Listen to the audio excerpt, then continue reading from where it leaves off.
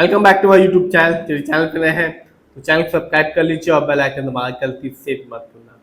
आज 3 अक्टूबर 2025 है, फ्राइडे का दिन है, लास्ट मार्केट का दिन है। अब मार्केट खुलेगा मंडे को।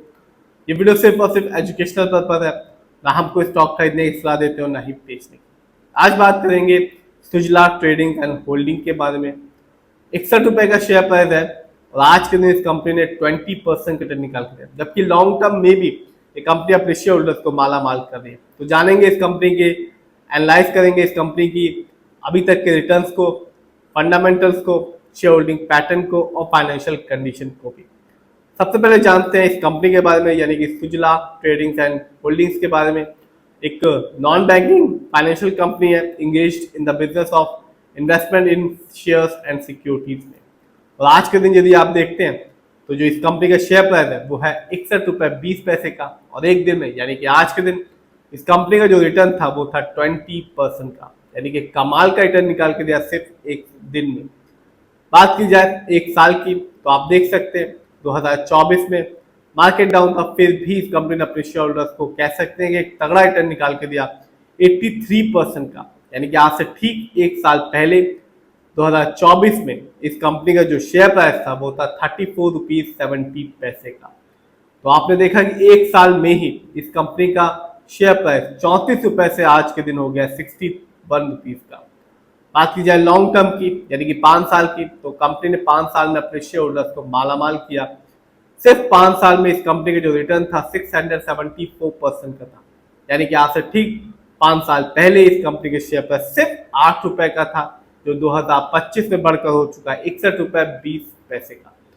तो आपने भी देखा होगा कि शेयर मार्केट लॉन्ग टर्म में ही अपने शेयर होल्डर्स को एक अच्छा खासा रिटर्न निकाल के देता है। जानते हैं इस कंपनी के स्टॉक के परफॉर्मेंस को। तो एक साल में इस कंपनी की जो हाईएस्ट शेयर प्राइस गया वो रहा 86 रुपीज, जबकि एक साल में इस कंपनी के जो लो शेयर प्राइस आया वो रहा 29 रुपीज 96 पैसे।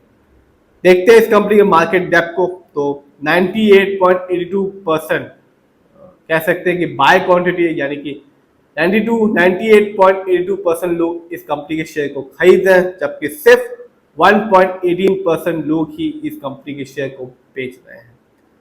बात की जाए इस कंपनी के फंडामेंटल्स की, तो जो कंपनी का मार्केट कैप है वो सिर्फ 29 करोड़ है। स्मॉल कैप की कंपनी है और स्मॉल कैप की कंपनी का मार्केट कैप होता है 0 से लेकर 500 करोड़ के बीच में। साथ साथ कंपनी नई है और अपने बिजनेस को मार्केट में बढ़ा रही है। इस कंपनी का पीबी रेशियो है 1.87, शेयर मार्केट में एक अच्छा पीबी रेशियो कहलाता है 1 या तो बिलो 3। इस कंपनी का इंडस्ट्री पी है 25.91, शेयर मार्केट में एक अच्छा इंडस्ट्री पी होता है 20 से लेकर 25 के बीच में। इंडस्ट्री पी से पता चलता है कि कंपनी का स्टॉक है जो मार्केट में क्या चीप है या एक्सपेंसिव है। इससे ये भी पता चलता है कि कंपनी का स्टॉक क्या अंडर वैल्यूड है या ओवर वैल्यूड है। इस कंपनी का जो आरओई कह सकते हैं, इस कंपनी का जो डेब्ट टू इक्विटी है, यानी कि लोन खर्च, वो है 0.02, कह सकते हैं कि ना के बराबर लोन खर्च है इस कंपनी पे। इस कंपनी का जो आरओई है वो है -1.82% का। शेयर मार्केट में एक अच्छा आरओई कहलाता है 15% से लेकर 20% के बीच में। जब भी आप किसी कंपनी के आरओई को हाई देखें या पॉजिटिव देखें, वो सिर्फ एक चीज बताएगा कि कंपनी शेयर होल्डर्स के पैसे को सही से यूटिलाइज कर रही है। और जब भी किसी कंपनी का आरओई नेगेटिव होता है या तो नेगेटिव होता है या कम होता है, तो सिर्फ एक चीज बताता है कि कंपनी शेयर होल्डर्स के पैसे को सही से इस्तेमाल नहीं कर पा रही, जिससे लॉन्ग टर्म में रिटर्न पाने की संभावना कम हो जाती है। बात की जाए इस कंपनी के ईपीएस टीटीएम की, तो आप देख सकते हैं इस कंपनी की जो ईपीएस टीटीएम है वो -0.57 का है। शेयर मार्केट में एक अच्छा ईपीएस टीटीएम कहलाता है 80 और उससे ज्यादा का। Earning per share trailing 12 month का मतलब होता है कंपनी लास्ट 12 मंथ में कितना अर्निंग या कमाई की है। बात की जाए इस कंपनी की फाइनेंशियल कंडीशन की, तो आप देख सकते हैं जून क्वार्टर में इस कंपनी का रेवेन्यू था 0.27 करोड़ का, जबकि ईयरली देखें तो 2025 में इस कंपनी ने ईयरली रेवेन्यू के मामले में कमाया 1.49 करोड़ का। बात की जाए प्रॉफिट की, तो कंपनी ने जून क्वार्टर में प्रॉफिट के मामले में कमाया 0.15 करोड़ का, जबकि ईयरली देखें तो 2025 में अभी तक इस कंपनी को कोई भी प्रॉफिट नहीं हुआ, कंपनी को लॉस उठाना पड़ रहा है, जो कि है -0.14 करोड़ का। बात की जाए नेटवर्क की, तो 2025 में इस कंपनी का नेटवर्क रहा 15.82 करोड़ का। कह सकते हैं कि फाइनेंशियल थोड़ा ठीक ठाक नहीं है, ये एक पेनी स्टॉक है स्मॉल कैप की कंपनी है और कह सकते हैं कि स्मॉल कैप की जो कंपनियां होती है वो ऐसा ही फाइनेंशियल और फंडामेंटल होता है उनका।